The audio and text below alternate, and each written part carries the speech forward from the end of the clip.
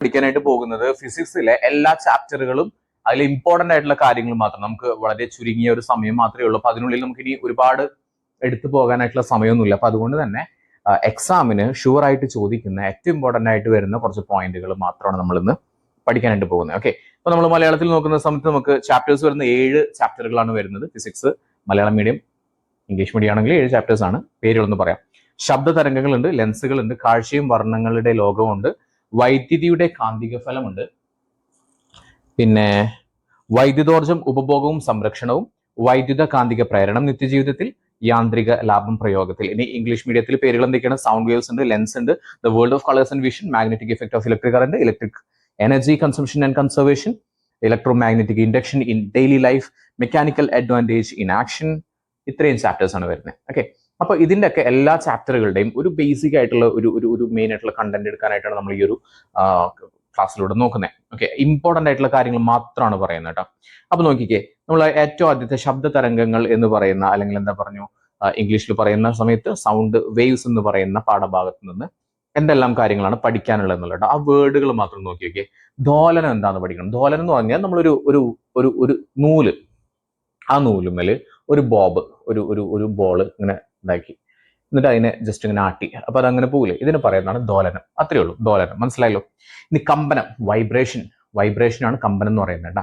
നമ്മളിപ്പോ ഒരു വീണ തന്ത്രി മീട്ടുന്ന സമയത്ത് കമ്പനം ഉണ്ടാവില്ല, ദാറ്റ് ഈസ് കമ്പനം. അപ്പൊ നമ്മൾ എന്തൊക്കെ പറഞ്ഞു? 2 കാര്യങ്ങളാണ് പറഞ്ഞിരുന്നത്. ഏതൊക്കെയായിരുന്നു? ഓസിലേഷൻ പറഞ്ഞു, അതേപോലെ തന്നെ വൈബ്രേഷൻ പറഞ്ഞു. ഓസിലേഷനും വൈബ്രേഷനും ഒക്കെയാണല്ലോ. ഇനി നാച്ചുറൽ ഫ്രീക്വൻസി ഉണ്ട്. നാച്ചുറൽ ഫ്രീക്വൻസി എന്ന് പറഞ്ഞു കഴിഞ്ഞാൽ ഇപ്പൊ നമ്മളൊരു ഊഞ്ഞാൽ എന്ത് ചെയ്തു? ഊഞ്ഞാൽ ഇങ്ങനെ പുള്ളി ചെയ്തു, എന്നിട്ടൊന്ന് റിലീസ് ചെയ്ത് കഴിഞ്ഞാൽ ഊഞ്ഞാൽ അങ്ങോട്ട് പോയി, ഇങ്ങോട്ട് വന്ന് ഇങ്ങനെ പോകും. ഇത് ഊഞ്ഞാലിന്റെ തനതായിട്ടുള്ള ആവൃത്തി, അതിനാണ് എന്ത് പറയുന്നത്? നാച്ചുറൽ ഫ്രീക്വൻസി അല്ലെങ്കിൽ സ്വാഭാവിക ആവൃത്തി എന്ന് പറയുന്നത്. പിന്നെ പ്രണോദിത കമ്പനം എന്ന് പറഞ്ഞു കഴിഞ്ഞാൽ ഫോഴ്സ്ഡ് വൈബ്രേഷനാണ്. അതായത് നമ്മൾ നേരത്തെ പറഞ്ഞ ഊഞ്ഞാലിന്റെ കാര്യം തന്നെ, ഊഞ്ഞാൽ നമ്മൾ വലിച്ചു വിട്ടു, വീണ്ടും വലിക്കുന്നു, ഭയങ്കരമായിട്ട് ഫോഴ്സ് ചെയ്യുന്നു, ഇതിനെ പറയുന്നതാണ് ഫോഴ്സ്ഡ് വൈബ്രേഷൻ എന്ന് പറയുന്നത്. ഞാൻ ഇതിന് എല്ലാം തന്നെ എഗെയിൻ പറയുന്നുണ്ട്. ഇനി റെസൊണൻസ് എന്താണെന്നിട്ട്, റെസൊണൻസ് പറഞ്ഞാൽ അനുനാദം എന്നാണ് പറയുക. അനുനാദം എന്ന് പറഞ്ഞാൽ നമ്മൾ ഒരു സാധനം വർക്ക് ചെയ്യുന്നത്. ഇപ്പോൾ ഫോർ എക്സാമ്പിൾ ഒരു വലിയ ഒരു സ്പീക്കറിൽ നമ്മൾ പാട്ട് വയ്ക്കുന്നു, വലിയ ബേസ് ഒക്കെ ഉള്ള, നല്ല പവർഫുൾ ആയിട്ടുള്ള ബേസ് ഒക്കെ ഉള്ള ഒരു പാട്ട് വയ്ക്കുന്നു. ആ സമയത്ത് അവിടെ ഒരു വിൻഡോ ഉണ്ടെങ്കിൽ ആ വിൻഡോ എന്ത് ചെയ്യാൻ തുടങ്ങും? ചെറുതായിട്ട് വൈബ്രേറ്റ് ചെയ്യാനായിട്ട് തുടങ്ങും. ഓക്കെ, ഈ രണ്ടിൻ്റെയും, ഈ സ്പീക്കറിൻ്റെയും ആ വിൻഡോവിൻ്റെയും നാച്ചുറൽ ഫ്രീക്വൻസികൾ ഒരേപോലെ ആയി കഴിഞ്ഞാൽ ഈ വിൻഡോന്റെ ഈ വൈബ്രേഷനിൽ ഭയങ്കരമായിട്ടുള്ള വൈബ്രേറ്റ് ചെയ്യും. അതിനെ പറയുന്നതാണ് അനുനാദം എന്ന് പറയുന്നത്, അല്ലെങ്കിൽ എന്താ പറയുക, റെസൊണൻസ് പറയാം. ഓക്കെ, ഞാനിത് പറയുന്നുണ്ട് എഗെയിൻ. പിന്നെ അടുത്തായിട്ടുള്ള നമ്മൾ പഠിക്കുന്ന വേവ് മോഷൻ ആണ്. വേവ് മോഷൻ 2 തരത്തിലുണ്ട്. ഇലക്ട്രോമാഗ്നറ്റിക് വേവ്സ് ഉണ്ട്, മെക്കാനിക്കൽ വേവ്സ് ഉണ്ട്. മെക്കാനിക്കൽ വേവ്സ് ആണ് നമ്മൾ മെയിൻ ആയിട്ട് പഠിക്കുന്നത്. മെക്കാനിക്കൽ വേവ്സ് 2 തരത്തിലുള്ള വേവ്സ് ഉണ്ട്. ഏതൊക്കെയാണ്? ലോഞ്ചിറ്റ്യൂഡൽ വേവ്സ് ഉണ്ട്, അതുപോലെ തന്നെ ട്രാൻസ്വേഴ്സ് വേവ്സ് ഉണ്ട്. അതായത് തരംഗ ചലനം 2 തരത്തിലുണ്ട്. വൈദ്യുത കാന്തിക തരംഗങ്ങളുണ്ട്, അതുപോലെ തന്നെ യാന്ത്രിക തരംഗങ്ങളുണ്ട്. യാന്ത്രിക തരംഗങ്ങളാണെങ്കിൽ അനുദൈർഘ്യ തരംഗങ്ങളുണ്ട്, അനുപ്രസ്ഥ തരംഗങ്ങളുണ്ട്. ഓക്കെ, ഇനി അനുദൈർഘ്യ തരംഗങ്ങൾക്ക് ഉദാഹരണമാണ് ശബ്ദം, പ്രതിപതനം, അപവർത്തന പ്രതിപതനം, പ്രതിധ്വനി, അനുരണനം, ശ്രവണ പരിധി. ഇതൊക്കെ അനുദൈർഘ്യ തരംഗങ്ങൾ എന്ന അതിന്റെ ബേസിൽ വരുന്നതാണ്. ഇനി യാന്ത്രിക തരംഗങ്ങളിൽ ഉള്ള കാര്യങ്ങളാണ് ആയതിയുണ്ട്, ആവൃത്തിയുണ്ട്, പിരീഡ് ഉണ്ട്, തരംഗദൈർഘ്യമുണ്ട്, തരംഗവേഗമുണ്ട്. ഓക്കെ, അപ്പോൾ ഇതൊക്കെ നമ്മൾ പഠിക്കുന്നുണ്ട്. പിന്നെ അൾട്രാസോണിക് തരംഗങ്ങൾ, സീസ്മിക് തരംഗങ്ങൾ, ഇത്രയാണ് നമ്മൾ ഈ ചാപ്റ്ററിൽ പഠിക്കുന്നത്. ഓക്കെ, ഇംഗ്ലീഷിൽ പറയുന്ന സമയത്ത് പേരുകൾ കൺഫ്യൂഷൻ വേണ്ട. Amplitude, frequency, period, wave length, speed of wave, ultrasonic waves, seismic waves, ഇതെല്ലാം തന്നെ നമ്മൾ പഠിക്കുന്നുണ്ട്. പിന്നെ മെയിൻ ആയിട്ട് വരുന്ന ലോഞ്ചിറ്റ്യൂഡൽ വേവ്സും അതുപോലെ തന്നെ ട്രാൻസ്വേഴ്സ് വേവ്സും ഉണ്ടോ. ഓക്കെ, മനസ്സിലായല്ലോ. അപ്പോൾ ഇത്രയും കാര്യങ്ങളാണ് പഠിക്കുന്നത്. അപ്പോൾ ഓരോന്നായിട്ട് നമുക്ക് നോക്കാം. ആംപ്ലിറ്റ്യൂഡ് എന്താണെന്ന് നോക്കാം. ആദ്യം ആംപ്ലിറ്റ്യൂഡിന്റെ മലയാളം എന്ന് പറയുന്ന ആയതിയാണ് കേട്ടോ. ആയതി. ഓക്കെ, ആയതി എന്ന് പറഞ്ഞാൽ എന്തുവാ നോക്കിക്കേ. The magnitude of maximum displacement to one side from its equilibrium position is amplitude. Amplitude എന്ന് പറഞ്ഞാൽ ഇതാണ് തുലനസ്ഥാനം എന്ന് പറയുന്നത്. ഇത് നോർമലി ഒരു ബോബ് ഇങ്ങനെ വെച്ച് കഴിഞ്ഞാൽ ഇതാണ് തുലനസ്ഥാനം എന്ന് പറയുന്നത്. ഇതിന് നമ്മളിങ്ങനെ ആട്ടി വിട്ട് കഴിഞ്ഞാൽ ഇത് ഇങ്ങനെ ആവില്ലേ? അതായത് ഒരു തുലനസ്ഥാനത്ത് നിന്ന്, ഇത് തുലനസ്ഥാനം, ഓക്കെ, അവിടെ നിന്ന് ഇത്രയും, ഇതിനാണ് എന്തെന്ന് പറയുന്നത്? ആംപ്ലിറ്റ്യൂഡ് എന്ന് പറയുന്നത്. ഇത്രയും ഭാഗത്തിന് ആംപ്ലിറ്റ്യൂഡ് എന്ന് പറയുന്നത് മീൻ പൊസിഷനിൽ നിന്ന്, ഒറിജിനൽ പൊസിഷനിൽ നിന്ന് ഇത്രയും ദൂരം. ഓക്കെ, എന്നിട്ട് അത് അപ്പുറയും അവിടെ ഇങ്ങനെ പോകും, ഇങ്ങനെ വരും, ഇങ്ങനെ വന്നുകൊണ്ടിരിക്കും. സോ ആംപ്ലിറ്റ്യൂഡ് കേട്ടോ. ആംപ്ലിറ്റ്യൂഡിനെ റെപ്രസെന്റ് ചെയ്യുന്ന ലെറ്റർ എ എന്ന് പറയുന്ന ലെറ്റർ ആണ്. SI യൂണിറ്റ് എന്ന് പറഞ്ഞാൽ മീറ്റർ ആണ് കേട്ടോ. ആംപ്ലിറ്റ്യൂഡിന്റെ SI യൂണിറ്റ് മീറ്റർ ആണ്. ക്ലിയർ ആണല്ലോ. ഞാൻ മലയാളം കൂടി പറയാം. ആയതി തുലനാവസ്ഥയിൽ നിന്നും ഏതെങ്കിലും ഒരു വശത്തേക്ക് ഈ വശത്തേക്കോ അല്ലെങ്കിൽ ഈ വശത്തേക്കുള്ള മാക്സിമം സ്ഥാനാന്തരത്തിന്റെ അളവാണ് എന്ന് പറയുന്നത് ആയിതി എന്ന് പറയുന്നത്. ആയിതിയുടെ ചിഹ്നം എ ആണ്. ആയിതിയുടെ അന്താരാഷ്ട്ര ഏകകം എന്ന് പറയുന്നത് അല്ലെങ്കിൽ നമ്മുടെ യൂണിറ്റ് എന്ന് പറയുന്നത് എന്താണ്, ആക്സെപ്റ്റ് ചെയ്തിട്ടുള്ള SI യൂണിറ്റ് എന്ന് പറയുന്നത് ഏതായിരുന്നു, മീറ്റർ ആണ്. Okay, clear. ഇനി പീരീഡ്. ഒരു ഓസിലേഷൻ ഇവിടെ നിന്ന് അങ്ങോട്ട് പോയി, ഇവിടെ നിന്ന് ഇങ്ങോട്ട് പോയി, അതേപോലെ തന്നെ ഇങ്ങോട്ട് പോയി, തിരിച്ചു വരാൻ, അതിനാണ് ഒരു ഓസിലേഷൻ എന്ന് പറയുന്നത്. ഒരു ഓസിലേഷന് എടുക്കുന്ന സമയത്തിനാണ് എന്ന് പറയുന്നത് പീരീഡ് എന്ന് പറയുന്നത്. ഇതിനെ ടി എന്ന് പറയുന്ന സ്പെല്ലിംഗ് വെച്ചിട്ടാണ് നമ്മൾ പറയുന്നത്. അതുപോലെ തന്നെ SI യൂണിറ്റ് പീരീഡിന്റെ SI യൂണിറ്റ് എന്ന് പറഞ്ഞാൽ സെക്കൻഡ് ആണ് കേട്ടോ. ഓക്കെ, മനസ്സിലായല്ലോ എന്തായിരുന്നു പീരീഡ് എന്ന് പറയുന്നത്. പീരീഡ് മലയാളത്തിലും പീരീഡ് തന്നെയാണ്. ഒരു ദോലനത്തിന് എടുക്കുന്ന സമയത്തെയാണ് പീരീഡ് എന്ന് വിളിക്കുന്നത്. ഇതിന്റെ ചിഹ്നം ക്യാപിറ്റൽ T ആണ്. പീരീഡിന്റെ നമ്മളെ യൂണിറ്റ് പറഞ്ഞു സെക്കൻഡ് ആണ്. ഓക്കെ, ഇനി ആവൃത്തി അല്ലെങ്കിൽ ഫ്രീക്വൻസി ട്ടാ. ഒരു സെക്കൻഡ് കൊണ്ട് എത്ര പ്രാവശ്യം ഇത് ഇങ്ങനെ ആവുന്നുണ്ട് എന്നുള്ളതാണ് അതിന്റെ ഫ്രീക്വൻസി എന്ന് പറയുന്നത്. അപ്പൊ ഒരു സെക്കൻഡിൽ ഉണ്ടാകുന്ന ദോലനങ്ങളുടെ എണ്ണത്തെയാണ് ആവൃത്തി എന്ന് വിളിക്കുന്നത്. ആവൃത്തിയുടെ യൂണിറ്റ് എന്താണ്, ഹേർട്സ് ആണ്. F എന്ന് പറയുന്ന അക്ഷരം വെച്ചിട്ടാണ് ഇത് ഡിനോട്ട് ചെയ്യുന്നത്. ഇനി വേറൊരു കാര്യം പറഞ്ഞു, പെൻഡുലത്തിന്റെ നീളം കൂടുന്ന സമയത്ത് എന്ത് സംഭവിക്കും, ആവൃത്തി കുറയുന്നു. പെൻഡുലത്തിന് നീളം കൂടുന്ന സമയത്ത് ഇങ്ങോട്ടേക്ക് പോകുന്ന ഈ സംഭവം ഉണ്ടല്ലോ, അതിന്റെ എണ്ണം കുറഞ്ഞു വരുന്നു. ഓക്കെ, അപ്പോൾ പറഞ്ഞു പീരീഡ് കൂടുമ്പോൾ ആവൃത്തി കുറയുന്നു. ഓക്കെ, അടുത്ത കാര്യം എന്താണ്, പീരീഡ് കൂടുന്ന സമയത്ത് ആവൃത്തി കുറയുന്നു. അതായത് F = 1/T. ഇപ്പൊ നമുക്ക് എന്തെന്ന് പറയാൻ പറ്റും, F is inversely proportional to T എന്ന് പറയാം. മനസ്സിലായല്ലോ. അപ്പൊ ഫ്രീക്വൻസി പറഞ്ഞു. യെസ്, ഇനി നാച്ചുറൽ ഫ്രീക്വൻസി എന്താണ്, when an object vibrates freely it vibrates in its innate frequency. ഒരു വസ്തുവിനെ ഫ്രീ ആയിട്ട് കമ്പനം ചെയ്യാനായിട്ട് വിട്ടു കഴിഞ്ഞാൽ അത് അതിന്റെ നാച്ചുറൽ ആയിട്ടുള്ള ഇന്നേറ്റ് ആയിട്ടുള്ള അല്ലെങ്കിൽ തനതായിട്ടുള്ള ആവൃത്തിയിലായിരിക്കും എന്ത് ചെയ്യുന്നുണ്ടാവുക, കമ്പനം ചെയ്യുന്നുണ്ടാവുക. ഇതിനെയാണ് എന്തെന്ന് പറയുന്നത്, അതിന്റെ നാച്ചുറൽ ഫ്രീക്വൻസി എന്ന് പറയുന്നത്. ഓക്കെ, ഇനി ഫോഴ്സ്ഡ് വൈബ്രേഷൻ കിട്ടാം. Forced vibration is the vibration of an object induced by an external vibrating object. വേറെ ഒരു ഒബ്ജക്റ്റ് വൈബ്രേറ്റ് ചെയ്യുന്നതിന്റെ ഫലമായിട്ട് മറ്റൊരു വസ്തു വൈബ്രേറ്റ് ചെയ്യുന്നുണ്ടെങ്കിൽ അതിനെ പറയുന്നതാണ് ഫോഴ്സ്ഡ് വൈബ്രേഷൻ. ഓക്കെ, മനസ്സിലായല്ലോ. ഈസി ആയിട്ടുള്ള കാര്യങ്ങളാണ്, വളരെ ചുരുക്കിയാണ് പറയുന്നത്. Resonance. If the natural frequency of the forcing object and that of the forced object are equal, അതായത് ഒരു വസ്തു കമ്പനം ചെയ്യുന്നതിന്റെ ഫലമായിട്ട് വേറൊരു വസ്തുവെ കമ്പനം ചെയ്തു, ഈ രണ്ട് വസ്തുക്കളുടെയും നാച്ചുറൽ ഫ്രീക്വൻസി ഈക്വൽ ആവുന്നുണ്ടെങ്കിൽ അതിനെ പറയുന്നതാണ് റെസൊണൻസ് അല്ലെങ്കിൽ അനുനാദം എന്ന് പറയുന്നത്. അപ്പോൾ നമുക്ക് പറയാം ആ രണ്ട് വസ്തുക്കളും അനുനാദത്തിലാണെന്ന് പറയാൻ പറ്റും. അനുനാദത്തിലാണെന്നുണ്ടെങ്കിൽ ഈ കമ്പനം ചെയ്യപ്പെടുന്ന വസ്തുവിലേക്ക് ഭയങ്കര ഫോഴ്സിലായിരിക്കും എന്ത് ചെയ്യുന്നുണ്ടാവുക, കമ്പനം ചെയ്യുന്നുണ്ടാവുക. ക്ലിയർ അല്ലേ. ഇനി വേവ് മോഷൻ ട്ടാ. വേവ് മോഷൻ എന്താണെന്നുള്ളത്, വേവ് മോഷൻ എന്ന് പറഞ്ഞു കഴിഞ്ഞാൽ നമ്മുടെ മലയാളത്തിൽ പറയുന്നത് തരംഗചലനം കേട്ടോ. ദോലനങ്ങളിലൂടെ ഊർജം ഒരു ഭാഗത്ത് നിന്ന് മറ്റു ഭാഗങ്ങളിലേക്ക് തുടർച്ചയായിട്ട് വ്യാപിക്കുന്നതിനെയാണ് എന്തെന്ന് പറയുന്നത്, തരംഗചലനം എന്ന് പറയുന്നത്. എന്താ പറയുന്നത്, ദ കണ്ടിന്യൂസ് പ്രൊപ്പഗേഷൻ എന്ന് പറഞ്ഞാൽ സ്പ്രെഡ് ആവുന്നതിന് പ്രൊപ്പഗേഷൻ എന്ന് പറയുന്നത്. The continuous propagation of energy propagate ചെയ്യുക, ഒരു സ്ഥലത്ത് നിന്ന് വേറൊരു സ്ഥലത്തോട്ട് പോവുക. എന്തിലൂടെ, ഓസിലേഷൻ വഴി. ഇതിനെ പറയുന്നതാണ് വേവ് മോഷൻ എന്ന് പറയുന്നത്. അടുത്ത ഇലക്ട്രോ മാഗ്നറ്റിക് വേവ്സ് എന്താണ്, radio waves, microwaves, infrared rays, അതുപോലെ തന്നെ visible light, ultraviolet rays, X rays, gamma rays, ഇതൊക്കെ ഇലക്ട്രോ മാഗ്നറ്റിക് വേവ്സ് ആണ്. They do not require a medium for transmission. ഇവർക്ക് ട്രാൻസ്മിറ്റ് ചെയ്യാനായിട്ട് ഒരു സ്ഥലത്ത് നിന്ന് വേറെ സ്ഥലത്തോട്ട് പോകാനായിട്ട് ഒരു മീഡിയം ആവശ്യമില്ല. എയർ, ഇപ്പൊ ഞാനിപ്പോൾ സംസാരിക്കുന്ന കാര്യം നിങ്ങൾക്ക് കേൾക്കണമെന്നുണ്ടെങ്കിൽ there should be kind of medium here. ഇവിടെ ഒരു മീഡിയം ഉണ്ടായിരിക്കണം. ഇവിടെ നമുക്ക് എയർ ആണുള്ളത്. എയർ ഉണ്ടെങ്കിലാണ് എന്ത് ചെയ്യാൻ പറ്റുള്ളൂ, ഞാൻ പറയുന്നത് നിങ്ങൾക്ക് കേൾക്കുള്ളൂ. എയർ ബ്ലോക്ക് ആണെന്നുണ്ടെങ്കിൽ കേൾക്കാൻ പറ്റില്ല. ഇപ്പൊ ഞാനൊരു കാറിന്റെ ഉള്ളിൽ നിന്നിട്ടാണ് സംസാരിക്കുന്നത് വിചാരിച്ചോ, ഒരു കാറിന്റെ ഉള്ളിൽ ഇരുന്നിട്ട് ഡോറൊക്കെ കംപ്ലീറ്റ്ലി ക്ലോസ്ഡ് ആണ്. If I say something you won't be able to understand that. നിങ്ങൾക്ക് മനസ്സിലാവില്ല, ബിക്കോസ് മീഡിയം ക്ലോസ് ആയി കട്ടായി പോയി. മനസ്സിലായോ? അതുകൊണ്ടാണ്. അല്ലെങ്കിൽ ഒരു ഓഫീസിലിരിക്കുന്ന സമയത്ത് പറയുന്ന കാര്യങ്ങൾ മറ്റാൾക്ക് കേൾക്കണമെന്നില്ല. മനസ്സിലായോ? ഓഫീസിന്റെ പുറത്തിരിക്കുന്ന സമയത്ത് ഒരു ഗ്ലാസിന്റെ ചില്ലും കൂട്ടിയിരിക്കുന്ന ആള് അപ്പുറത്ത് പറയുന്നത് അങ്ങനെ കേൾക്കണമെന്നില്ല. അതാണ് പറഞ്ഞത്. സോ ഇതിനെന്ത് ആവശ്യമില്ല, ഇതിനൊരു മീഡിയം ആവശ്യമില്ല. ഓക്കെ, ഏതൊക്കെയാണ്, radio waves, microwaves, infrared rays ഒക്കെ. Mechanical waves. Mechanical waves are those that require a medium. Mechanical വേവ്സിന് എന്ത് വേണം, രണ്ട് നമ്മൾ വ്യത്യാസം നോക്കിക്കുക. ഇലക്ട്രോ മാഗ്നറ്റിക് വേവ്സ് ആണെങ്കിൽ അതിന് പ്രൊപ്പഗേഷൻ ആയിട്ട്, അതിന് എന്ത് ചെയ്യാനായിട്ട്, അങ്ങനെ സ്ഥലങ്ങളിലേക്ക് വ്യാപിക്കാനായിട്ട് എന്തിന്റെ ആവശ്യമില്ല, ഒരു മീഡിയത്തിന്റെ, ഒരു മാധ്യമത്തിന്റെ ആവശ്യമില്ല. പക്ഷെ മെക്കാനിക്കൽ വേവ്സ് ആണെങ്കിൽ mechanical waves are those that require a medium. തീർച്ചയായിട്ടും എന്ത് വേണം, ഒരു മീഡിയം വേണം. എന്തിനു വേണ്ടിയിട്ട്, ട്രാൻസ്മിഷൻ ചെയ്യുന്നുണ്ടെങ്കിൽ, പ്രൊപ്പഗേഷൻ ചെയ്യാനായിട്ട് ഒരു മീഡിയം ആവശ്യമാണ്. Mechanical waves R mainly of two types. രണ്ട് തരത്തിലുള്ള മെക്കാനിക്കൽ വേവ്സ് ആണുള്ളത്. ലോഞ്ചിറ്റ്യൂഡിനൽ വേവ്സും ഉണ്ട്, ട്രാൻസ്വേഴ്സ് വേവ്സും ഉണ്ട്. ലോഞ്ചിറ്റ്യൂഡിനലും ഉണ്ട്, ട്രാൻസ്വേഴ്സും ഉണ്ട് കേട്ടോ. എന്താണ് ഇവ തമ്മിലുള്ള വ്യത്യാസം എന്നുള്ളത് നമ്മൾ അഗൈൻ പറയുന്നുണ്ട്. ഓക്കെ, സോ മനസ്സിലായല്ലോ. അപ്പോൾ പറഞ്ഞു, വൈദ്യുത കാന്തിക തരംഗങ്ങൾ എന്ന് പറഞ്ഞാൽ എന്താണ്, റേഡിയോ തരംഗങ്ങൾ, മൈക്രോവേവ് തരംഗങ്ങൾ, ഇൻഫ്രാറെഡ് കിരണങ്ങൾ, ദൃശ്യപ്രകാശം നമ്മൾ കാണുന്ന ലൈറ്റ് കേട്ടോ, അൾട്രാവയലറ്റ് കിരണങ്ങൾ, എക്സ് റേസ്, ഗാമ റേസ്, ഇതൊക്കെ വൈദ്യുത കാന്തിക കിരണങ്ങളാണ്, അല്ലെങ്കിൽ തരംഗങ്ങളാണ്. ഇവയ്ക്ക് സഞ്ചരിക്കാനായിട്ട് എന്തിന്റെ ആവശ്യമില്ല? ഒരു മാധ്യമത്തിന്റെ ആവശ്യമില്ല. യാന്ത്രിക തരംഗങ്ങളാണെങ്കിൽ തീർച്ചയായിട്ടും അതിന് സഞ്ചരിക്കാനായിട്ട് എന്തിന്റെ ആവശ്യമുണ്ട്? ഒരു മാധ്യമത്തിന്റെ ആവശ്യമുണ്ട്. ഓക്കെ, ഈ യാന്ത്രിക തരംഗങ്ങൾ രണ്ട് തരത്തിലുണ്ട്. ഏതൊക്കെയായിരുന്നു? നമ്മുടെ അനുപ്രസ്ഥ തരംഗങ്ങളും ഉണ്ട്, അനുദൈർഘ്യ തരംഗങ്ങളുണ്ട്. ഇവ തമ്മിലുള്ള വ്യത്യാസം എന്താണെന്ന് നമ്മൾ പഠിക്കുന്നുണ്ട്. ഓക്കെ, നോക്കിക്കോളൂ. അപ്പോൾ രണ്ടും നമ്മൾ വ്യത്യാസം നോക്കിക്കോ. ഇത് പഠിച്ചാൽ മതിട്ടോ. ഇത്രയും കാര്യങ്ങൾ നിങ്ങൾ പഠിച്ചിട്ട് വേണം എക്സാമിന് പോകാനായിട്ട്. Okay, so it's quite easy, simple ആണ്. നോക്കി വയ്ക്കാം. ഓക്കെ, ഇത് ഇമ്പോർട്ടൻറ്റ് ക്വസ്റ്റൻ ആണ്. Longitudinal waves. ലോഞ്ചിറ്റ്യൂഡിനൽ വേവ്സിനാണ് നമ്മൾ എന്തെന്ന് പറയുന്നത്? അനുദൈർഘ്യ തരംഗങ്ങൾ എന്ന് പറയുന്നത് കേട്ടോ. അപ്പൊ നോക്കിക്കുക, രണ്ട് നമ്മൾ വ്യത്യാസം, കുഞ്ഞൊരു വ്യത്യാസമുള്ളൂ. ലോഞ്ചിറ്റ്യൂഡിനൽ വേവ്സ് പറഞ്ഞാൽ are those in which the particles of the medium vibrate parallel to direction of propagation of the wave. Wave എങ്ങനെയാണോ അതിന് പാരലൽ ആയിട്ട് പോകുന്നതാണ് ലോഞ്ചിറ്റ്യൂഡിനൽ വേവ്സ് എന്ന് പറയുന്നത്. ട്രാൻസ്വേഴ്സ് എന്ന് പറഞ്ഞാൽ വേവ് ഇങ്ങനെയാണെന്നുണ്ടെങ്കിൽ അതിന് പെർപെൻഡിക്കുലർ ആയിട്ട് വരുന്നതിനെയാണ് എന്ന് പറയുന്നത് ട്രാൻസ്വേഴ്സ് എന്ന് പറയുന്നത്. So that's A difference. Longitudinal ആണെങ്കിൽ എവിടേക്കാണോ വേവ് പ്രൊപ്പഗേറ്റ് ചെയ്യുന്നത് അതിന് പാരലൽ ആയിട്ട് വരുന്നത്. ലോഞ്ചിറ്റ്യൂഡിനൽ ആണെന്നുണ്ടെങ്കിൽ എങ്ങനെയാണോ പ്രൊപ്പഗേറ്റ് ചെയ്യുന്നത് അതിന് പെർപെൻഡിക്കുലർ ആയിട്ട് വരുന്നു. മനസ്സിലായല്ലോ? മലയാളത്തിൽ പറയുന്ന സമയത്ത് എങ്ങനെയായിരുന്നു? അനുദൈർഘ്യ തരംഗങ്ങളാണെങ്കിൽ തരംഗത്തിന്റെ സഞ്ചാര ദിശയ്ക്ക് സമാന്തരമായിട്ട് വരുന്നു. മനസ്സിലായല്ലോ? അപ്പോൾ തരംഗത്തിന്റെ സഞ്ചാര ദിശയ്ക്ക് സമാന്തരമായി മാധ്യമത്തിലെ കണികകൾ കമ്പനം ചെയ്യുന്ന തരംഗങ്ങളാണ് അനുദൈർഘ്യ തരംഗങ്ങൾ എന്ന് പറയുന്നത്.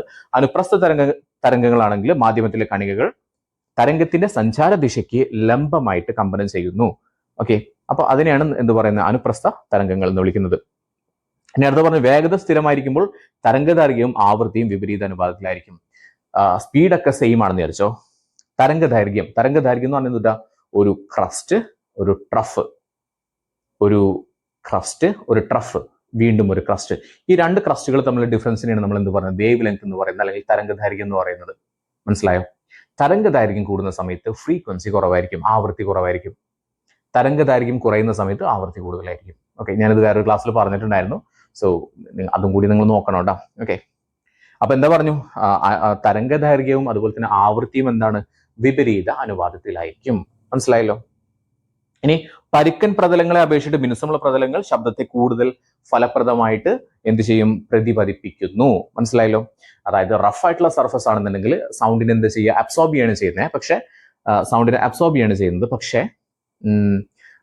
സ്മൂത്ത് ആയിട്ടുള്ള സർഫസ് ആണെങ്കിൽ സൗണ്ടിനെ എന്ത് ചെയ്യും? ഇവിടെ വന്ന് തട്ടിയിട്ട് അതിനെ റിഫ്ലക്ട് ചെയ്തിരിക്കും. മനസ്സിലായോ? അതുകൊണ്ടാണ് നമ്മുടെ തിയേറ്റർ പോലുള്ള സ്ഥലങ്ങളിലൊക്കെ എന്ത് ചെയ്തിട്ടുള്ളത്? അവിടുത്തെ അക്വസ്റ്റിക്സ് ചെയ്തിട്ടുള്ളത് ഭയങ്കര റഫ് ആയിട്ടുള്ള പ്രതലങ്ങൾ കൊണ്ടാണ്. ഓക്കെ, റഫ് ആയിട്ടുള്ള പ്രതലങ്ങൾ കൊണ്ടാണ്. ഫോർ എക്സാമ്പിൾ അവിടെ അക്വസ്റ്റിക് ഫോംസ് ഒക്കെ കൊടുത്തിട്ടുണ്ട്. ഞാൻ എക്സാമ്പിൾ കാണിക്കാം. അക്വസ്റ്റിക് ഫോംസ് എന്ന് പറഞ്ഞാൽ ഇറ്റ്സ് ലൈക്ക് ഇങ്ങനെയുള്ള ഫോംസ് നിങ്ങൾ കണ്ടിട്ടുണ്ടായിരിക്കും. നിങ്ങൾ തിയേറ്ററിലൊക്കെ ഇങ്ങനെയുള്ള ഫോംസ് കണ്ടിട്ടുണ്ടായിരിക്കില്ലേ? അപ്പോൾ ഇതൊക്കെ അക്വസ്റ്റിക് ഫോംസ് ആണ്. സോ ഇത്തരത്തിലുള്ള ഫോംസ് ആണ് എന്ത് ചെയ്യുന്നത്? നമ്മുടെ തിയേറ്ററിലൊക്കെ യൂസ് ചെയ്യുന്നത്. എന്ത് കുറയ്ക്കാൻ വേണ്ടിയിട്ടാണ്? നമ്മൾ പറയുന്ന സൗണ്ടിന്റെ റിഫ്ലക്ഷൻ ഒക്കെ ഒന്ന് കുറയ്ക്കാൻ വേണ്ടിയിട്ടാണ് ഇത്തരത്തിലുള്ള ഫോംസ് യൂസ് ചെയ്യുന്നത്. ക്ലിയർ അല്ലേ? Okay, so that's all. And yes, പിന്നെ എക്കോ എന്ന് പറഞ്ഞു കഴിഞ്ഞാൽ ഒരു സൗണ്ട് കേട്ടതിന് ശേഷം കുറച്ച് കഴിഞ്ഞിട്ട് വീണ്ടും ആ സൗണ്ട് കേൾക്കുന്നുണ്ടെങ്കിൽ എക്കോ ആണ് കേട്ടോ. എക്കോവും റിവർബറേഷനും അങ്ങോട്ടും തെറ്റിപ്പോരുത്. അതായത് എക്കോയും എന്താ പറയുക? നമ്മൾ മലയാളത്തിൽ പറയുന്ന പ്രതിധ്വനിയും അതുപോലെ തന്നെ അനുരണനവും അങ്ങോട്ടും തെറ്റിപ്പോരുത്. എക്കോ എന്ന് പറയുന്നത് ഇപ്പൊ ഞാൻ ഒരു മൈക്കിലൊക്കെ വിളിച്ച് പറഞ്ഞാൽ കേട്ടില്ല, ഹലോ ഹലോ ഹലോ അങ്ങനെ പറയില്ലേ? അത് എക്കോ ആണ്. പക്ഷെ അതായത് എക്കോ സംഭവിക്കണമെന്നുണ്ടെങ്കിൽ ഞാൻ ഇവിടുന്ന് സംസാരിച്ചു, ഈ സൗണ്ട് കുറേ ദൂരം പോയിട്ട് എവിടെയെങ്കിലും തട്ടിയിട്ട് അവിടെ നിന്ന് എന്ത് ചെയ്യണം? റിഫ്ലക്ട് ചെയ്ത് വരണം. അപ്പോഴാണ് എന്തുണ്ടാവുന്നത്? എക്കോ ഉണ്ടാവുന്നത്. പക്ഷെ അനുരണനം ഉണ്ടാവുന്നത്, റിവർബറേഷൻ ഉണ്ടാവുന്നത് വേറെ രീതിയിലാണ്. റിവർബറേഷൻ എന്ന് പറഞ്ഞു കഴിഞ്ഞാൽ നമ്മളിപ്പോൾ ഒരു ചെറിയൊരു ഹാളിൽ, like a toilet or somewhere, അവർ കുഞ്ഞൊരു ഹാളാന്ന് വെച്ചോ, അപ്പൊ അവിടെ നമ്മളിങ്ങനെ മുഴുങ്ങുന്ന ബേസിലൊക്കെ സംസാരിക്കുന്ന സമയത്ത് there should B A kind of ഒരു ലിങ്കറിങ് സൗണ്ട് ഉണ്ടാവില്ലേ? ഒരു മുഴക്കുണ്ടാവില്ലേ? ആ മുഴക്കത്തിനാണ് എന്ത് പറയുന്നത്? അനുരണനം എന്ന് പറയുന്നത്. അതായത് നിങ്ങൾ ടോയ്ലറ്റിൽ ഇരുന്നിട്ട് നിങ്ങൾ പാട്ട് പാടുന്ന സമയത്ത് നിങ്ങൾ കേൾക്കുന്നത് എന്തല്ല? എക്കോ അല്ല, അതെന്താണ്? റിവർബറേഷൻ ആണ്. ഓക്കെ, പക്ഷെ നിങ്ങളൊരു ഭയങ്കര ഒരു ലോങ് ആയിട്ടുള്ള, ലൈക്ക് ഒരു പാറയുടെ മുകളിലൊക്കെ പോയി നിന്നിട്ട് ഒരു വിജനമായിട്ടുള്ള സ്ഥലത്തോട്ട് നോക്കിയിട്ട് ഉറക്കെ ഹലോ ഹായ് എന്നൊക്കെ പറയുന്ന സമയത്ത് അത് അവിടെ നിന്ന് ഇങ്ങനെ റിപ്പീറ്റ് ചെയ്ത് വരില്ലേ? That's echo. ഓക്കെ, മനസ്സിലായല്ലോ? ഇനി സീസ്മിക് തരംഗങ്ങൾ എന്താണെന്ന് പറയുന്നുണ്ട്. ഭൂകമ്പങ്ങൾ, അഗ്നിപർവ്വത സ്ഫോടനങ്ങൾ, വൻ സ്ഫോടനങ്ങൾ എന്നിവയുടെ ഫലമായിട്ട് ഭൂമിയുടെ പാളികളിലൂടെ സഞ്ചരിക്കുന്ന തരംഗങ്ങളാണ് സീസ്മിക് തരംഗങ്ങൾ കേട്ടോ. സീസ്മോളജിയാണ് ഇതിനെക്കുറിച്ചിട്ട് പഠിക്കുന്ന ഒരു ശാസ്ത്ര ശാഖ എന്ന് പറയുന്നത്. പിന്നെ ഭൂമി കുലുക്കം ഒക്കെ, എർത്തുകൊക്കെ മനസ്സിലാക്കുന്നത് എത്രത്തോളം ഇതിന്റെ തീവ്രത ഉണ്ടെന്ന് മനസ്സിലാക്കാനായിട്ട് നമ്മൾ ഉപയോഗിക്കുന്നത് റിക്ടർ സ്കെയിലാണ് ഉപയോഗിക്കുന്നത്. അറിയാമല്ലോ, റിക്ടർ സ്കെയിലാണ്. റിക്ടർ സ്കെയിലിന്റെ സ്പെല്ലിംഗ് ഒന്ന് നോക്കി വെക്കണം കേട്ടോ. ഓക്കെ, പിന്നെ കുറച്ച് ഈക്വേഷൻസ് ആണ്. നമ്മൾ പ്രോബ്ലംസ് എല്ലാം തന്നെ ചെയ്തതായിരുന്നു, വേറൊരു ക്ലാസ്സിൽ ചെയ്തായിരുന്നു. Okay, so f is equal to n by t, f is equal to 1/t, v is equal to f lambda, d is equal to v t. ഇത്രയും ഈക്വേഷൻസ് പഠിച്ചു കഴിഞ്ഞാൽ നിങ്ങൾക്ക് അത് വെച്ചിട്ട് ഒരുപാട് പ്രോബ്ലംസ് ചെയ്യാൻ പറ്റും.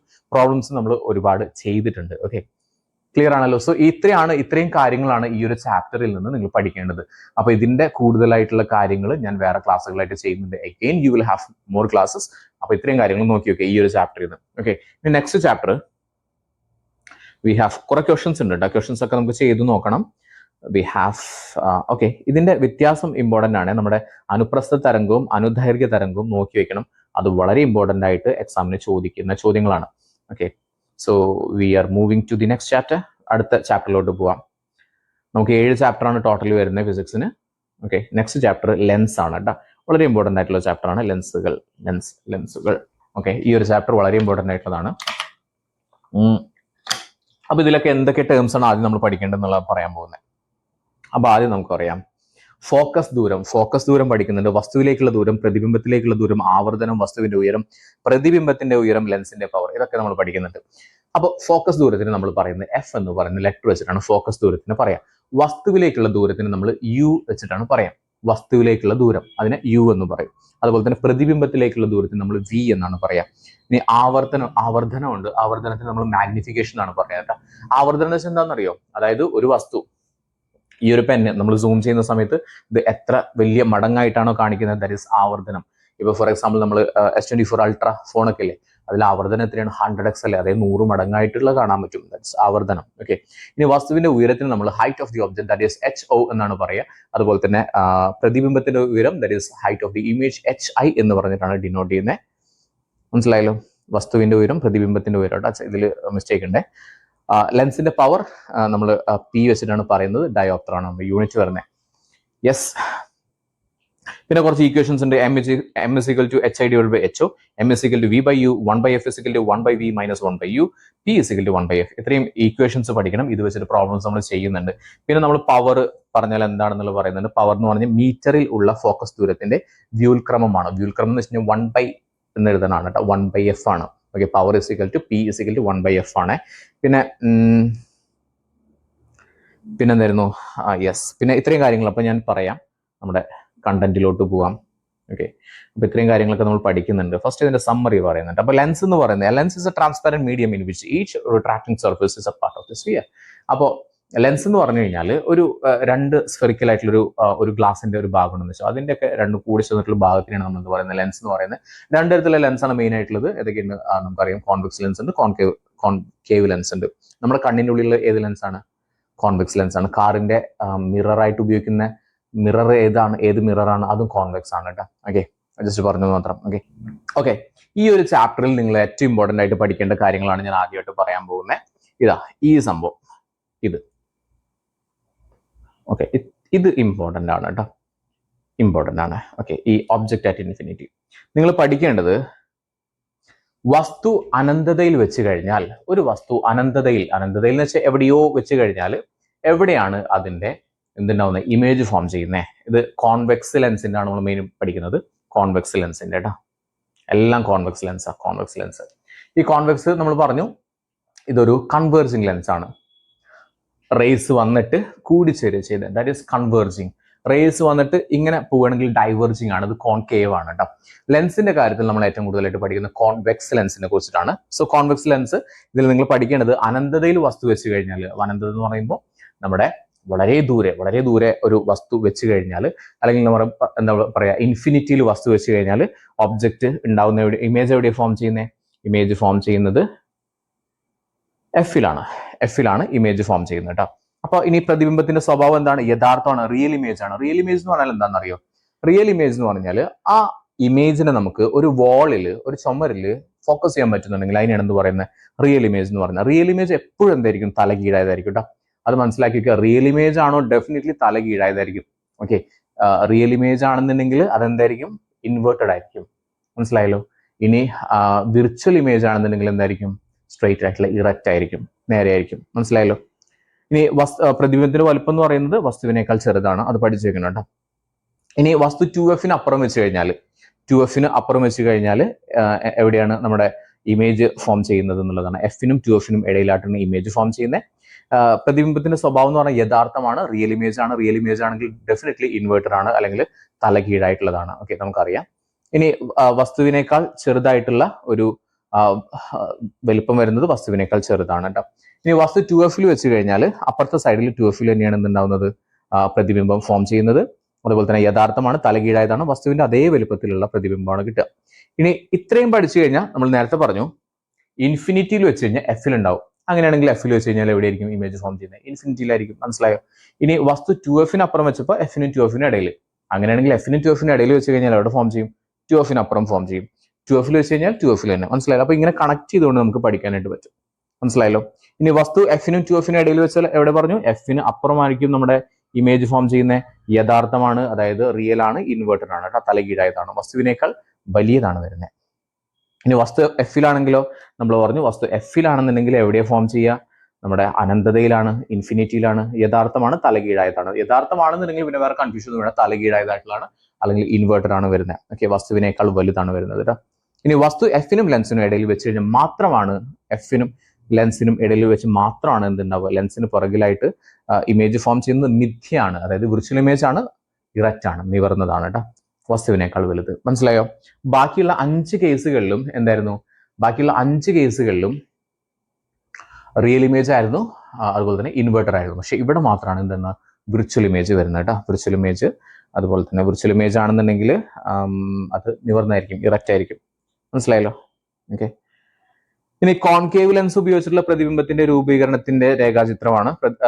മെയിൻ ആയിട്ടുള്ള സവിശേഷതകൾ: പ്രതിബിംബത്തിന്റെ സ്ഥാനം, ലെൻസിന് പുറകിൽ മിഥ്യ, നിവർന്നത്. അത് വലിയ ഇമ്പോർട്ടൻ്റ് അല്ല, എന്നാലും പഠിച്ചു വെക്കുക. ഏറ്റവും കൂടുതലായിട്ട് കോൺവെക്സ് ലെൻസിനാണ് ഇമ്പോർട്ടൻ്റ്. അപ്പൊ നോക്കിക്കേ, നമ്മൾ പറഞ്ഞു വസ്തുവിന്റെ സ്ഥാനം ടു എഫിന് അപ്പുറം വെച്ച് കഴിഞ്ഞാൽ എവിടെയാന്ന് ആദ്യം നമ്മൾ പറഞ്ഞു ഇൻഫിനിറ്റിയിലാണെങ്കിൽ എഫിലാണ് പ്രതിബിംബം ഫോം ചെയ്യാന്ന് പറഞ്ഞു. അതുപോലെ തന്നെ ടു എഫിന് അപ്പുറമാണെന്നുണ്ടെങ്കിൽ എഫിനും ടു എഫിനും ഇടയിലായിരിക്കും. ടു എഫിലാണെങ്കിൽ ടു എഫിൽ തന്നെയാണ്. എഫിനും ടു എഫിനും ഇടയിലാണെങ്കിൽ അത് ടു എഫിന് അപ്പുറമായിരിക്കും. അതുപോലെ തന്നെ എഫിലാണ് വെച്ചിട്ടുണ്ടെങ്കിൽ മറുവശത്ത് അനന്തതയിലാണ്. എഫിനും ലെൻസിനും ഇടയിലാണെങ്കിൽ വസ്തുവിന്റെ അതേ വശത്ത് തന്നെയാണ് കേട്ടോ. ഈ ടേബിള് ഇമ്പോർട്ടൻ്റ് ആണ്. ഒരിക്കലും നമ്മൾ ഈ ഒരു ഒറ്റ ക്ലാസ് കണ്ടുകൊണ്ട് നിങ്ങൾ എന്ത് ചെയ്യാൻ പാടില്ല, ജസ്റ്റ് മകപ്പ് ചെയ്തിട്ട് പോയിട്ട് കാര്യമില്ല. നിങ്ങൾ എന്ത് ചെയ്യണം? ആ ടെക്സ്റ്റ് കൂടി ഒന്ന് റിവൈസ് ചെയ്യണം. It's really important.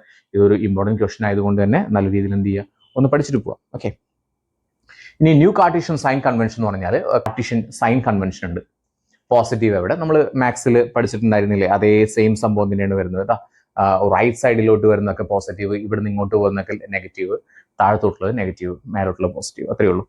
റൈറ്റിലോട്ട് positive, ലെഫ്റ്റിലോട്ട് negative, താഴത്തോട്ട് നെഗറ്റീവ്, മേലോട്ട് പോസിറ്റീവ്. That's all. അത്രയേ ഉള്ളൂ. ഓക്കെ. ഇനി നമ്മുടെ നോക്കിയേ, പ്രകാശിക അക്ഷത്തിന് മുകളിലേക്ക് കിടക്കുന്നത് നമ്മൾ പറഞ്ഞു. ലെൻസിന്റെ സമവാക്യം വളരെ ഇമ്പോർട്ടൻ്റ് ആണ്. 1/f = 1/v - 1/u. Or minus ആണ് കേട്ടോ. ഓക്കെ, ഇവിടെ കൊടുത്തിട്ടുണ്ടാവും. ഇത് ഒരു നമ്മുടെ ഒരുപാട് ടീച്ചേഴ്സ് ഉണ്ടല്ലോ, എല്ലാ ജില്ലയിലെയും ടീച്ചേഴ്സ് എന്ത് ചെയ്തിട്ടുണ്ട്, നിങ്ങൾക്ക് വേണ്ടിയിട്ട് കുറേ മെറ്റീരിയലുകൾ ഉണ്ടാക്കിയിട്ടുണ്ട്. അപ്പോൾ അതിൻ്റെ ഒരു മെറ്റീരിയലാണ്. ഓക്കെ, ഏറ്റവും ഈസി ആയിട്ട് നിങ്ങൾക്ക് മനസ്സിലാക്കാൻ പറ്റും. കുഞ്ഞു കുഞ്ഞു മിസ്റ്റേക്സുകളൊക്കെ ഉണ്ടാവും ഇവിടെ കേട്ട്, പക്ഷേ it's really important, it's really helpful. നിങ്ങൾക്ക് വളരെ ഇമ്പോർട്ടൻ്റ് ആണ്, ഹെൽപ്ഫുൾ ആണ്.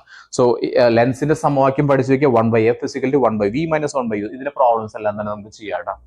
പ്രോബ്ലംസ് ചെയ്യാം. ഇത് കഴിഞ്ഞിട്ട് നമുക്ക് പ്രോബ്ലംസ് ചെയ്യാം. അല്ലെങ്കിൽ f = uv / u - v വെച്ചിട്ട് ചെയ്യാം. ഓക്കെ. f എന്ന് പറഞ്ഞാൽ ഫോക്കസ് ദൂരമാണ്, u എന്ന് പറഞ്ഞാൽ വസ്തുവിലേക്കുള്ള ദൂരമാണ്, v എന്ന് പറഞ്ഞാൽ പ്രതിബിംബത്തിന്റെ അകലമാണ് കേട്ടോ. പ്രതിബിംബത്തിലേക്കുള്ള അകലമാണ്. ആവർത്തനം എന്താണെന്ന് പറഞ്ഞു? ആവർത്തനം എന്ന് വെച്ച് കഴിഞ്ഞാൽ ഒരു വസ്തുവിനെ നമ്മൾ എത്ര മടങ്ങായിട്ടാണ് വലുതായിട്ടാണ് കാണുന്നതാണ് ആവർത്തനം എന്ന് പറയുന്നത്. m = h/h എന്നുള്ളതാണ് ഇക്വേഷൻ വരുന്നത്. അല്ലെങ്കിൽ v/u. hi എന്ന് പറഞ്ഞാൽ ഹൈറ്റ് ഓഫ് ദി ഇമേജ് ആണ്, ho എന്ന് പറഞ്ഞാൽ ഹൈറ്റ് ഓഫ് ദി ഒബ്ജക്റ്റ് ആണ്. അറിയാലോ. ലെൻസിന്റെ പവർ എന്ന് പറഞ്ഞാൽ p = 1/f ആണ്. അതായത് ഫോക്കൽ ദൂരത്തിന്റെ വ്യൂൽക്രമമാണ് കേട്ടോ. ഫോക്കൽ ദൂരം എന്തിലെടുക്കണം? നമ്മൾ മീറ്ററിൽ എടുക്കണം എന്ന് പറഞ്ഞിട്ടുണ്ടായിരുന്നു. ഓക്കെ. ഡയോപ്റ്റർ ആണ് നമ്മുടെ പവറിന്റെ യൂണിറ്റ് കേട്ടോ. യെസ്. പിന്നെ കോമ്പൗണ്ട് മൈക്രോസ്കോപ്പ്, അതിന്റെ ഭാഗങ്ങളൊക്കെ നോക്കണം കേട്ടോ. ഒബ്ജക്റ്റീവ്, പിന്നെ ഐപീസിലൂടെയാണ് നമ്മൾ കണ്ണുവെച്ച് നോക്കുന്നത്. ഓക്കെ. പിന്നെ അപവർത്തന ടെലസ്കോപ്പ്. ഇത്രയാണ് നമ്മുടെ ഇതെന്തിനൊക്കെയാണ് യൂസ് ചെയ്യുന്നുള്ളതാണ് കേട്ടോ. പിന്നെ ടെലസ്കോപ്പ് അറിയാലോ, എന്തിനാ യൂസ് ചെയ്യുന്ന? അകലെയുള്ള വസ്തുക്കളൊക്കെ കാണാനായിട്ടാണ് യൂസ് ചെയ്യുന്നത്. മനസ്സിലായല്ലോ? ഓക്കെ.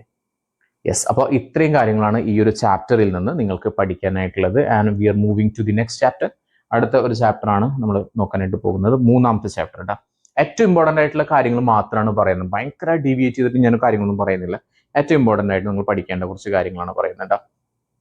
അപ്പോൾ നമ്മുടെ അടുത്ത ചാപ്റ്ററിൽ നിന്ന് വരുന്ന ചോദ്യങ്ങൾ എന്തൊക്കെയാണ് എന്നുള്ളത് പറയുന്നത്. മെയിൻ ആയിട്ടുള്ള ആശയങ്ങൾ പറയാം, ക്വസ്റ്റൻസ് നമുക്ക് ചെയ്യാം, പ്രോബ്ലംസ് ചെയ്യാം. നമ്മുടെ ചാപ്റ്ററിന്റെ പേര് the world of colours and vision എന്നുള്ള ചാപ്റ്റർ ആണ്. അതിൽ ഇമ്പോർട്ടന്റ് ആയിട്ടുള്ള പോയിന്റുകൾ, important points. When light rays enters and leaves a prism, it deviates towards the base of the prism due to refraction ഉണ്ടാവും. എന്താ റിഫ്രാക്ഷൻ? ഒരു പ്രസത്തിലേക്ക്, പ്രസം എന്ന് പറഞ്ഞാൽ ഒരു ഗ്ലാസിന്റെ ഒരു സംഭവമാണ് പ്രസം എന്ന് പറയുന്നത്. ഒരു പ്രസത്തിലേക്ക് കടക്കുമ്പോഴും പ്രസത്തിൽ നിന്ന് ബഹിർഗമിക്കുമ്പോഴും പുറത്തേക്ക് പോകുമ്പോഴും അപവർത്തനം കാരണം പ്രകാശരശ്മിക്ക് പ്രസത്തിന്റെ പാദഭാഗത്തേക്കാണ് വ്യതിയാനം സംഭവിക്കുന്നത്. അപ്പൊ ഇങ്ങനെ വരച്ചിട്ട് നിങ്ങൾ അങ്ങോട്ടേക്ക് വരയ്ക്കരുത്, ഇങ്ങനെ വരച്ചിട്ട് ഇങ്ങനെ പാദഭാഗത്തേക്കാണ് വ്യതിയാനം സംഭവിക്കുന്നത് എന്നുള്ളത് കേട്ടോ. പിന്നെ സമന്വിത വ്യത്യസ്ത വർണ്ണങ്ങൾ ചേർന്നുണ്ടാകുന്ന പ്രകാശമാണ് സമന്വിത പ്രകാശം എന്ന് പറയുന്നത്. അതായത് കോമ്പോസിറ്റ് ലൈറ്റ് കേട്ടോ. നോക്കിക്കേ, light composed of different colours is called composite light. കുറേ കളേഴ്സ് കൂടി ചേർന്ന് കഴിഞ്ഞാൽ അതിനെ പറയുന്നത് കോമ്പോസിറ്റ് ലൈറ്റ് എന്ന് പറയുന്നത് കേട്ടോ. ഈ dispersion of light is A phenomenon of splitting of composite light. അതായത് നമ്മുടെ സൂര്യപ്രകാശം ഉണ്ടല്ലോ, ധവളപ്രകാശം, വെളുത്ത പ്രകാശം, സൂര്യപ്രകാശം ഒരു പ്രസത്തിലൂടെ കടന്നു പോയി കഴിഞ്ഞാൽ അതിനെന്ത് സംഭവിക്കും? അത് ഡീവിയേറ്റ് ചെയ്യും, പല നിറങ്ങളായിട്ട് ഡീവിയേറ്റ് ചെയ്യും. That's called dispersion of light. Okay, അതിന് പറയുന്ന ഡിസ്പെർഷൻ മലയാളം തൊട്ടാ പ്രകാശ പ്രകീർണനം. ഒരു സമന്വിത പ്രകാശം, ദാറ്റ് ഈസ് സൺലൈറ്റ്, സൂര്യപ്രകാശം, ഒരു സമന്വിത പ്രകാശം ഘടകവർണ്ണങ്ങളായിട്ട് വേർപിരിയുന്ന പ്രതിഭാസമാണ് പ്രകാശ പ്രകീർണനം എന്ന് പറയുന്നത്. ധവളപ്രകാശം എന്ന് പറഞ്ഞാൽ വൈറ്റ് ലൈറ്റ് ആണ്, വെളുത്ത രശ്മി. ധവളപ്രകാശത്തിലെ ഘടകവർണ്ണങ്ങളെ ക്രമമായിട്ടുള്ള വിതരണത്തെയാണ് വർണ്ണരാജി, അല്ലെങ്കിൽ എന്തെന്ന് പറയും, നമ്മൾ പറയുക സ്പെക്ട്രം എന്നാ പറയട്ടോ. ലൈറ്റ് സ്പെക്ട്രം, വിസിബിൾ സ്പെക്ട്രം, അങ്ങനെ ലൈറ്റിന്റെ സ്പെക്ട്രം ഉണ്ട് കേട്ടോ, അത്. ഓക്കെ, പിന്നെന്തായിരുന്നു? പിന്നെ സൂര്യപ്രകാശത്തിലെ ഘടകവർണ്ണങ്ങൾ ഏതൊക്കെയാണ്? വിബ്ജിയോറിലെ violet, indigo, blue, green, yellow, orange, red. ഇത്രയാണ് നമ്മുടെ സൂര്യപ്രകാശത്തിൽ ഉണ്ടാവുന്ന ഘടകവർണ്ണങ്ങൾ എന്ന് പറയുന്നത്. ഏതൊക്കെയാണ്? Violet, indigo, blue, green, yellow, orange, red. 7 സപ്ത വർണ്ണങ്ങളാണ്. ഓക്കെ, ഇനി ഇതിൽ ഏറ്റവും കൂടുതലായിട്ട് പഠിക്കേണ്ടത് റെഡിന് ഭയങ്കരമായിട്ടുള്ള എന്ത് കൂടുതലാണ്? തരംഗദൈർഘ്യം കൂടുതലാണ്. റെഡിന് തരംഗദൈർഘ്യം കൂടുതലാണ് എന്ന് പറഞ്ഞാൽ റെഡിന് ഭയങ്കരമായിട്ട് എല്ലാത്തിനെയും പെനിട്രേറ്റ് ചെയ്തുകൊണ്ട്